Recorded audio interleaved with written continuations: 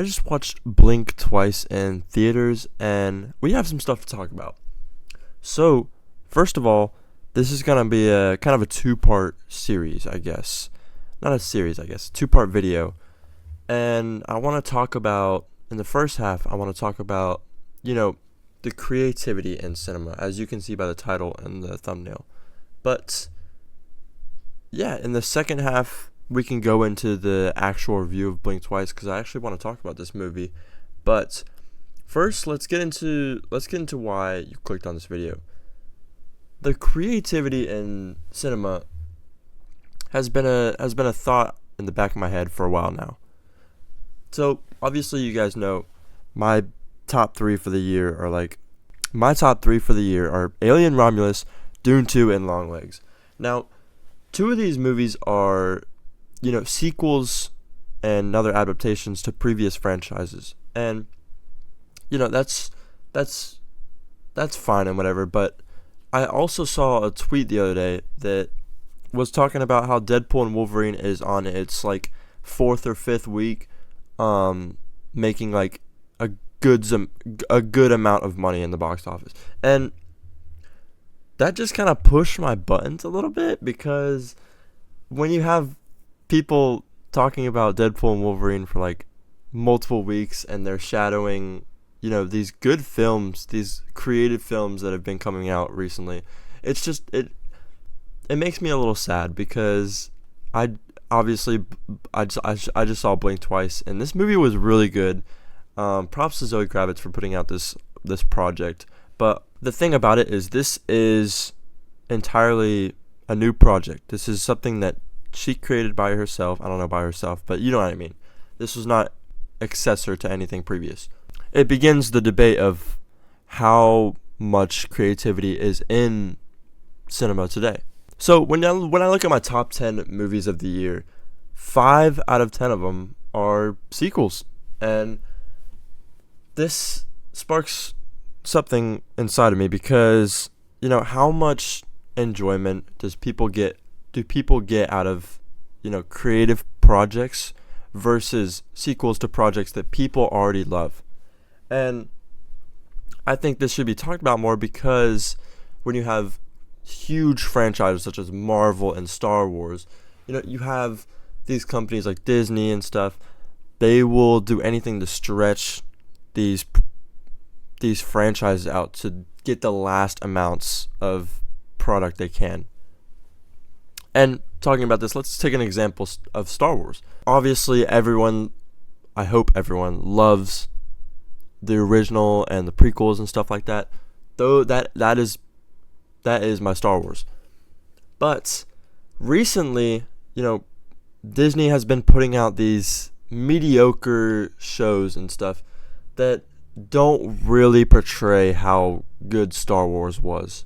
And it's a little bit sad to see how projects like this can be just stretched out and you can get the last bits and pieces, the crumbs, I would say, of the food.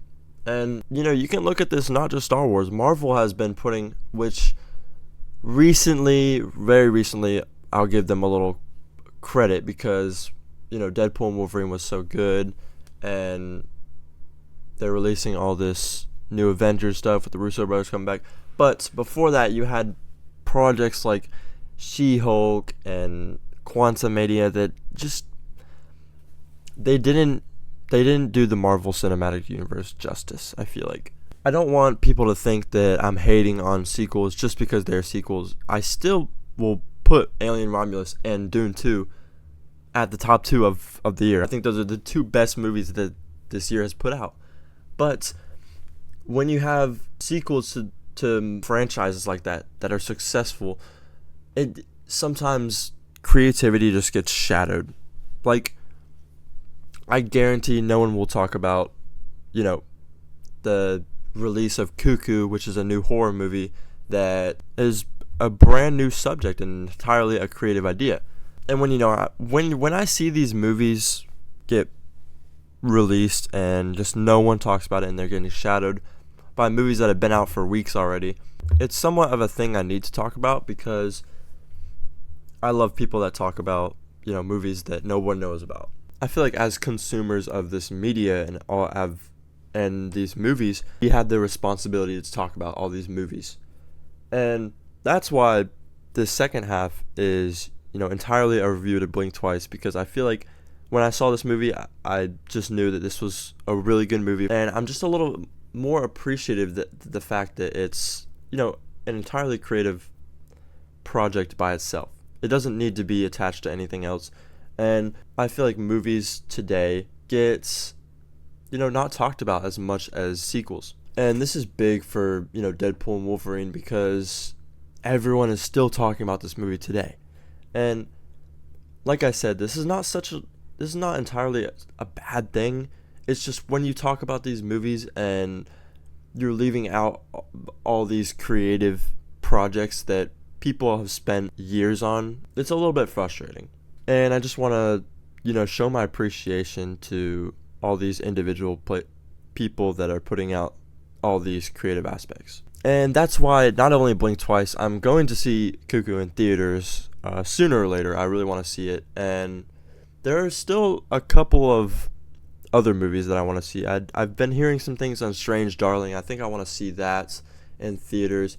And yes, I will put out a review for all of these, because I feel like as creators and movie reviewers that we need to put out not only just sequels and franchise movies, but we also need to put out all these movies that people are spending, a lot longer, I feel like, creating these ideas. And that's pretty much just what I wanted to say. Some of you may say it's just a nitpick, but I feel like this is something that is a serious matter in cinema culture right now. And alright, we're starting the Blink Twice review. This is a movie that I was very surprised with. I'm not gonna lie to you, I went into this movie, a little skeptical, like, is this gonna be good? But this psychological thriller is just really, really good, and there's a theme in it that we will talk about eventually, but it is just very strong, and I like it a lot. So, first half of the review is non-spoiler, and then I will definitely give you a spoiler warning when we start. The biggest thing I feel like this movie automatically has going for it is the outstanding cast. Channing Tatum is this is his year for him. Not only did he put out Fly Me to the Moon, this movie, and spoiler warning, Gambit for Deadpool and Wolverine, this man he can do anything, and all three of those roles are different characters, and I have a lot of respect for this guy. He puts out his 100% for every movie that he's in, and he definitely does for this movie. I feel like he was the star of this movie, and not only is it just him, I feel like we should put some appreciation for all the women that were in this movie. They were all outstanding. Naomi Ackie was kind of my surprise factor. She's really not in a lot of roles that I necessarily enjoy. She's in Star Wars, but it's the sequels, and she's not in a lot of things. But this movie, she really surprised me, and I think her role in this was just amazing. Obviously, her being the main character, she's going to have a big role, but she had a lot of heart in this movie, and I feel like with the theme that we'll be discussing soon, I feel like it meant a lot for all the ladies in this role. And this was a big theme-related, message-related movie. This movie had a lot of messages about, the rise to power and how power-hungry levels we can be. And on a deeper dive, you have these masculine, power-hungry roles, and they will do anything to get into power, and they will abuse that power. And that is such a strong concept and theme that whenever you put into this movie, if you do it right, you can just make this movie incredible, and that's exactly what Zoe Kravitz did. I'll give you an example of when you could do that wrong. When you force the females to have a part about representation, but it just doesn't make sense. Think back to Avengers Endgame, when there is the final battle, and you have all these people, and then all the women just come together, and she's like, I got your back and stuff. I don't think they did that necessarily right. It felt kind of forced into it, and I feel like they just put that in to show that they cared.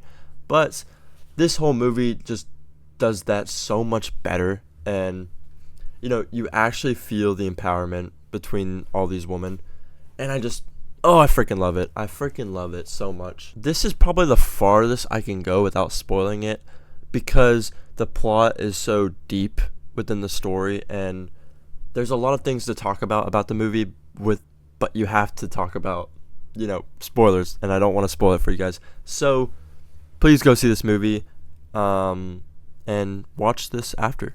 Save it to your watch later list. All right, let's go. So the fact that all these women were going to this island, and they lose memory of what happened the previous night, and it just happens over and over, is such a good idea and such a good concept for a psychological thriller. I love how this movie just has you confused about what's happening, and it almost puts you into the lead role's shoes for like half of the movie. If they don't know what's going on, you don't either, which I just love. And when they figure out what's happening, then you figure out what's happening. And I just love that so much. Like, you really never have the lead on what's going on. The twist behind that it's the perfume doing it is just, I think that's so cool, and you really don't expect it. I like how that is like, it's like the smallest detail, all the women are putting perfume on and they don't know what's going on. I think that's just beautiful. I think that's such a cool concept and such a cool twist that they did, and it really got me. Also, I love what they did with the snakes, all the snake venom and stuff. Introducing that right at the beginning of them getting into the island was just phenomenal. When you have that, and then you have, them finding out the snake venom later in the movie, you can look back on it and everything's like, oh, it just makes so much more sense, and it, smooths into it so much better. I think my favorite character of this whole movie, though, was it's the mixture between Slater and Sarah. I did not think Channing Tatum was going to be the villain in this movie. I didn't think he was going to be and when I say villain, I don't mean villain like it's an MCU movie. These guys are abusing their power to, I don't want to get, restricted on YouTube, but do very bad things to these women. You get where I'm going. If you get the piece together, they are doing bad things to these women at every night, and then in the morning they all forget it. They give one of the most uncomfortable scenes that I've ever seen, probably. There is a scene where Frida is uncovering all these memories that have happened because she knows what is going on, and she looks back on one of the nights, and my God, it's so uncomfortable, but also it is very needed for this movie. You need to see what these people are going through, and it leads straight into the revenge that these women need to get. And the way that moves throughout the story it's very captivating, and it really makes you want to root for these women. You really want them to just be like, kill all these men, please, please. And I just love how, everyone is portrayed in this, and I just think this movie is just so captivating and intriguing, and one of the best psychological thrillers that have came out over the past years. I like how this movie leaves you behind just like these women, and you don't know what's going on, but you can also sense that something is wrong with this place. Something about this movie is just really important to me, and I feel like it's important to a lot of other people. The message this movie puts out is actually very true to society today. How, people in higher power can be so corrupt, and they can abuse that power to lower class people, and that theme is just so strong, and this movie portrays it perfectly, I think. Now, where do I put this in my list? I think this would have to go, this is a hard one for me, because I just saw this movie. It's very recent, but I don't want to get the recency bias. So I think I put this at number 6, and number 5 is The First Omen. Number 7 is now Deadpool and Wolverine. So I put that at the number 6 spot. It makes the top 10 for me easily.